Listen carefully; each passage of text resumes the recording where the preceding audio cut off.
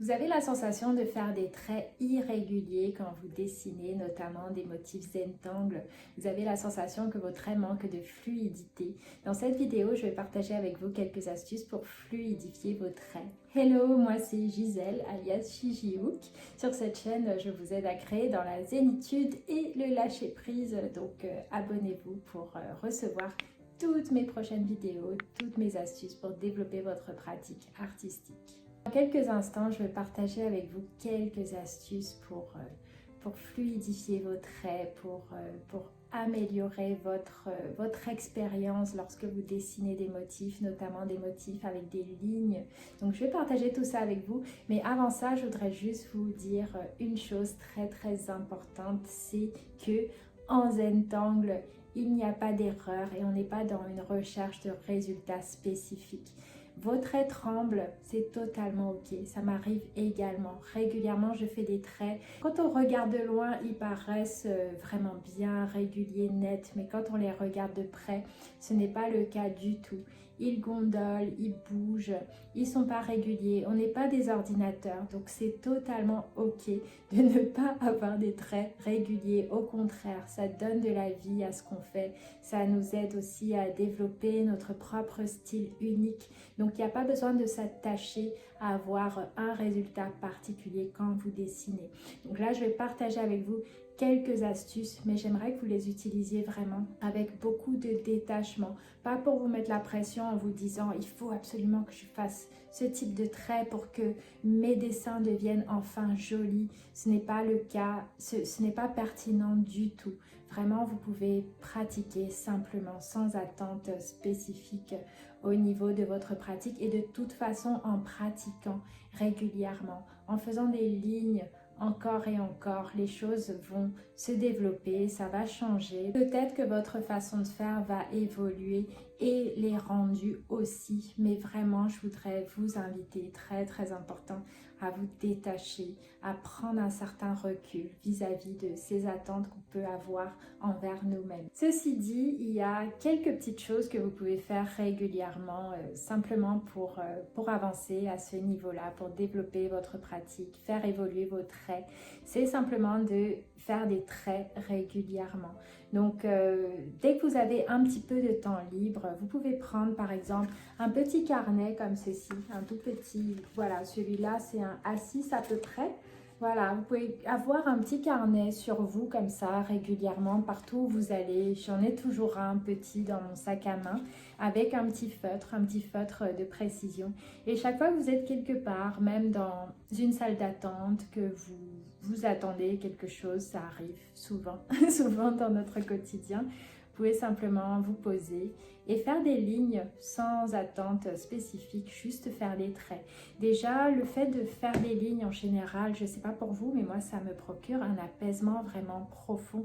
Ça me permet de revenir à l'instant présent, où je suis juste là avec mes traits, avec mes lignes. C'est assez hypnotique, ça fait beaucoup de bien.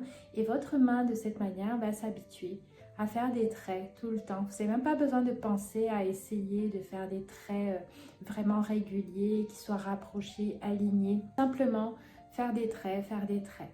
Donc au-delà du fait de faire des traits, vous pouvez aussi utiliser la méthode Zentangle, justement certains motifs pour développer encore une fois votre pratique, parce que il y a différents motifs en Zentangle, notamment il y en a certains qui vraiment aident à dessiner des traits qui sont uniquement composés de lignes, et ces motifs-là, vous pouvez les utiliser et les pratiquer plus régulièrement. Donc si c'est quelque chose que vous voulez développer, avancer au niveau de vos traits, avoir la sensation que vous avancez dans votre pratique, vous pouvez aussi par exemple vous dire que dans les jours, les semaines qui viennent, vous allez privilégier des motifs qui contiennent des lignes justement. Donc j'ai deux exemples de motifs à partager avec vous. Il y a un motif qui s'appelle Enishu, que j'adore, qui est super joli. D'ailleurs, c'est celui-là que j'ai dessiné ici, où il est composé de lignes. On va faire simplement des lignes. Encore une fois, vraiment, je précise, on n'est pas des ordinateurs, donc c'est totalement ok.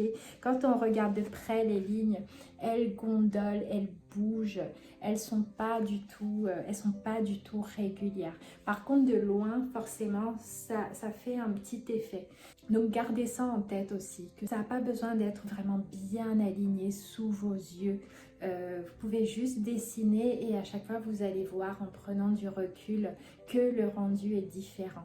N'hésitez pas d'ailleurs à partager avec d'autres personnes, partager en ligne. Vous allez voir que de l'extérieur, les gens peuvent voir les choses que vous ne voyez pas toujours. Le deuxième motif, un autre motif qui est vraiment top aussi pour pratiquer vos lignes, vos traits, c'est un motif qui s'appelle Sénat et qui est lui aussi uniquement composé de lignes, des lignes qu'on va reprendre encore et encore. Et vraiment, c'est un processus que j'adore. J'ai une sensation de respiration profonde quand je dessine ce type de motif. Donc, il y a une double fonction où en même temps, vous pratiquez avec votre main, vous vous habituez à faire des lignes. Gardez en tête toujours un état d'esprit très bienveillant parce que si vous êtes en train de dessiner et que intérieurement vous vous dites tout le temps mais qu'est-ce que tu fais, mais c'est pas joli, ça va pas, vraiment vous n'êtes pas du tout dans un état d'esprit qui va vous aider, surtout vous relaxer, vous faire du bien. Donc observez bien vos pensées pendant que vous faites des traits et dirigez-les. Vous pouvez diriger vos pensées et à chaque fois vous rappeler que c'est ok, quel que soit le rendu, c'est ok si ça tremble, vous avez le droit, c'est totalement ok et ça ne va pas vous empêcher de dessiner, vous allez juste faire vos traits encore et encore. Est-ce que vous avez déjà pratiqué ces deux motifs que je partage avec vous? Est-ce qu'il y en a d'autres aussi qui vous plaisent particulièrement pour poser des traits, dessiner des traits? Dites-moi tout sur votre pratique dans les commentaires sous cette vidéo et je vous dis à bientôt pour une autre vidéo.